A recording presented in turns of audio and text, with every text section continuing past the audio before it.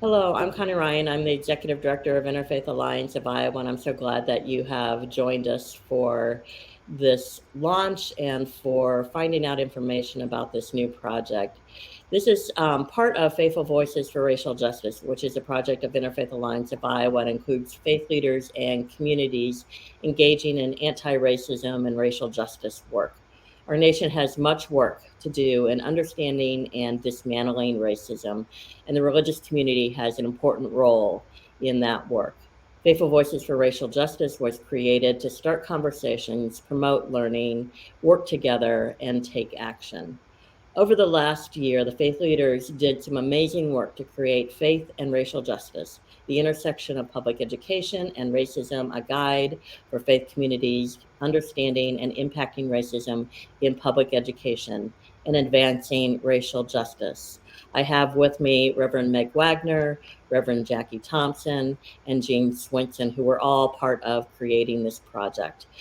And Meg, I'm going to come to you first. And would you tell us a little bit about the project and why the group decided to create this resource? Sure. As we had been seeing more and more attacks on our public schools and on teachers and misinformation about history, how history has been taught, it became clear to us that one of the things we could do was help our congregations understand how much of our battles over our public schools are tied to systemic racism and threads of white Christian nationalism. As a group, we believe that access to quality, equitable education for all is a moral good and makes our communities and families stronger.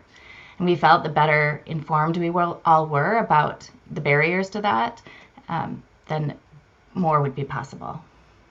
Thank you, Meg. Jackie, and I'm going to ask this of each of you, but I'm going to start with Jackie. What is one reason for you of why it's important for faith communities to study the guide and hopefully take action? Well, I'm going to share a personal experience because I grew up in a segregated neighborhood. We were segregated by economics, not by race, but by economics. And as things progressed through the 60s, the white students were able to move out of the neighborhood and get great public education. Unfortunately, the black students stayed and in the neighborhood. And it wasn't until I went to integrated high school, and this was created by a Supreme Court decision that said that the schools were segregated, that I realized what a difference maker education was and public education was in advancing the way that we interacted with each other, the way we understood our history, and the way that faith communities could play a part in advancing that. Thank you, Jackie. Jean, what is one reason for you why it's important for faith communities to study the guide and hopefully take action? I just think that's what we've always been called to do, to care for each other. And there's no easier way to do that than to get involved in public education. Thank you. And Meg, how about for you? Yeah, I think faith communities can and should have a voice, a public voice in our political sphere, and that no one faith tradition or branch of a faith tradition should use that voice to silence or belittle other traditions. And that's part of what's happening in our education debates these days. If we believe that we can be co-creators with God of a more just future, educating ourselves about and telling the truth about systemic racism in our schools is a big piece of making that system better. Thank you. Jean, you're a retired educator. Jackie is as well. But Jean, I'm going to ask this question of you. Share with us why this is an important project from the perspective of an educator. Teachers have been doing public schools, teachers, administrators, anybody involved with public schools has been doing this work for generations. We have been doing research, data dumps, all kinds of things from the beginning of time, it seems, yet nothing seems to be getting better. And so we are past time for making sure that everybody else understands what's going on and what's needed to really make a difference for every single kid who walks in the door.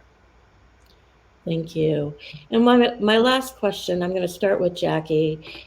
And just one quick idea, how can faith communities use the resource and make a difference with public schools and students of color? Jackie? Open it. Open it. Just don't let it sit on a shelf.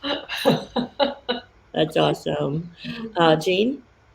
There are some wonderful suggestions in the project about how individual congregations can get involved. Again, read through there. Something's going to work for your congregation. And then there's the whole part about, I don't know a single church that isn't always looking for small group opportunities. If the best first way for you to use this project is simply to become more educated on it, use it for that. Thank you. And Meg? Yeah, it could be small groups of parents, while the kids might be in other formation programs. It could be small neighborhood groups. However you use it, hopefully, it'll encourage you and inspire you to share those conversations with other people, to vote yourself, to get your friends and families to vote, and to go to school board forums and be informed about what the candidates' views on public education are. You could organize volunteers to serve in the schools from your church. Any of those things would be a step in the right direction.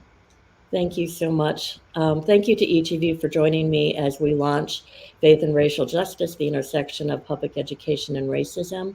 Thank you to all of the faith leaders and community leaders who played an important role in creating this amazing resource. And thank you to each of you for listening and for considering using this important resource.